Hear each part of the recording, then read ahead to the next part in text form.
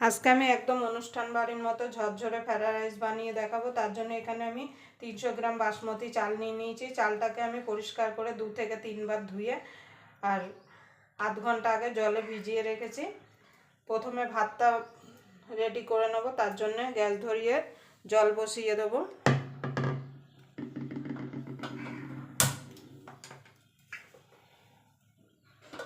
চালটা কিন্তু আধ ঘন্টা আগেই কিন্তু ভিজিয়ে রাখতে হবে। এবার জলটাকে গরম হতে দেবো। দেখুন বন্ধুরা, জলটা গরম হয়ে গেছে, দিয়ে দেবো সাদা তেল,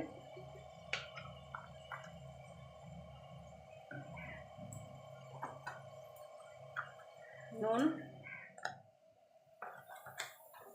এখানে কড়াইশুঁটি নিয়েছি কটা দিয়ে দেবো। এবার চালটাও দিয়ে দেবো।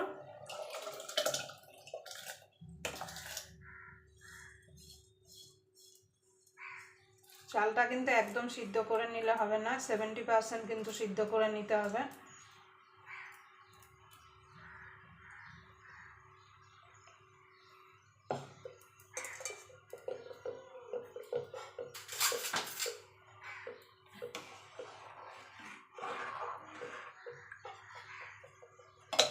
এবার ফুটতে দেবো। দেখুন বন্ধুরা, ভাতটা হয়ে গেছে। দেখুন ভেঙে যাচ্ছে, মানে ভাতটা হয়ে গেছে। এবার আমি ভাতটাকে নামিয়ে দেবো। দেখুন বন্ধুরা, ভাতটা জল থেকে ঝরিয়ে নিয়েছি, ভাতটা ঝরিয়ে নিয়েছি। এবার আমি রাইসটা করার জন্য একটা কড়াই বসিয়ে দেবো, মানে ফ্রাইড রাইসটা বানানোর জন্য একটা কড়াই বসিয়ে দেবো। কড়াইটা গরম হওয়া পর্যন্ত অপেক্ষা করব। আপনাদের যদি ভিডিওটা দেখে যদি ভালো লাগে তাহলে অবশ্যই একটা লাইক করে দেবেন, আর চ্যানেলটা অবশ্যই সাবস্ক্রাইবার করে নেবেন, আর পাশের বেল আইকনটি অবশ্যই বাজিয়ে দেবেন। আমি যখন কোনো নিত্য নতুন রেসিপি আপলোড করব সবার আগে পাওয়ার জন্য। তাই চলুন কড়াইটা গরম হতে থাক। দেখুন বন্ধু, দিয়ে দেবো সাদা তেল,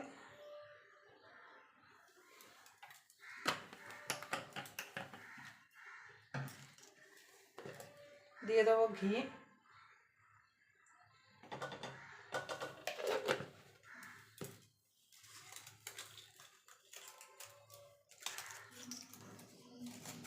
দিয়ে দেবো তেজপাতা, গোটা গরম মশলা,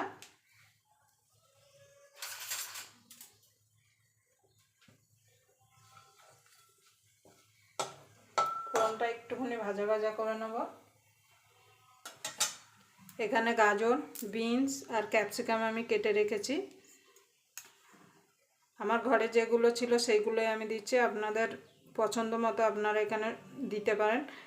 yellow bell paper, red bell paper, তাতে কিন্তু দেখতে বেশ সুন্দর লাগবে।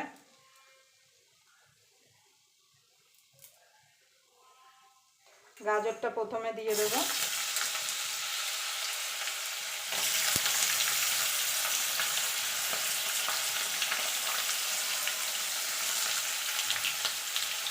গাজরটাকে একটুখানি ভাজা ভাজা করে নেব।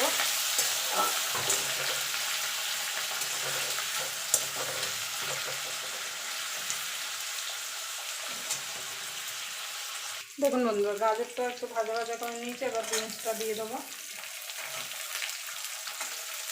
সবশেষে কিন্তু ক্যাপসিকামটা দিতে হবে। বিনসটা আর গাজরটা কিন্তু একটু সময় লাগে সিদ্ধ হতে।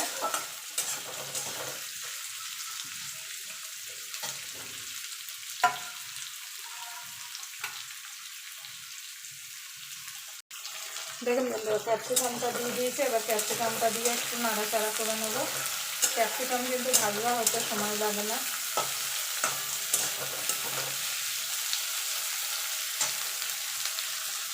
এখানে কাজু কিশমিশ দিয়ে দেবো, একটু ভিজিয়ে রেখেছিলাম জলে।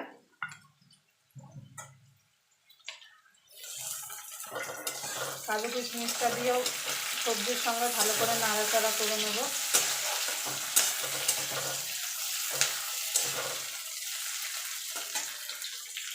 দেখুন বন্ধুরা, সবজিগুলো সব ভাজা ভাজা হয়ে গেছে। এবার এখানে ভাতটা যে করে রেখেছিলাম সেটা দিয়ে দেবো।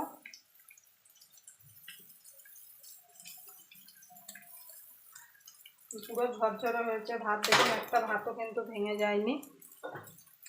এবার আস্তে করে নেড়ে দেবো।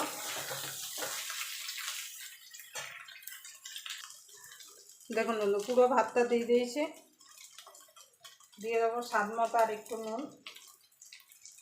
নুনটা কিন্তু এখানে বুঝে দিতে হবে, যখন ভাতটা করা হয়েছিল তখন কিন্তু নুন দেওয়া হয়েছিল। দিয়ে দেবো চিনি। এখানে আমি গোটা চিনি দিচ্ছি, আপনারা চাইলে চিনিটা গুঁড়ো করেও দিতে পারেন।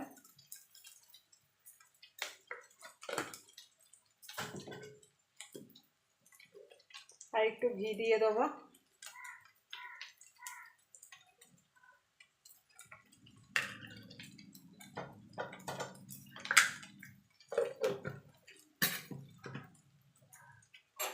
এবার ভালো করে মিক্স করে নেব। আলগা হাতে কিন্তু মিক্স করতে হবে। দেখুন কত সুন্দর ঝরঝরে হয়েছে, একটা ভাতও কিন্তু ভেঙে যায়নি। এভাবে মিক্স করে নেব। দিয়ে দেবো গোলমরিচ গুঁড়ো। এটা কিন্তু আমার ঘরে করা গোলমরিচ গুঁড়োটা। গোলমরিচ কিনে এনে মিক্সিতে গুঁড়িয়ে নিলেই কিন্তু ঘরে তৈরি হয়ে যাবে গোলমরিচ গুঁড়ো।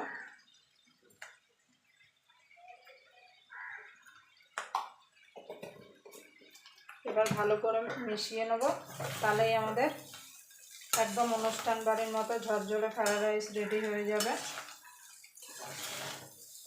দেখুন কত সুন্দর হয়েছে। দেখুন দেখুন বন্ধুরা, রাইসটা হয়ে গেছে। এবার আমি নামিয়ে দেবো।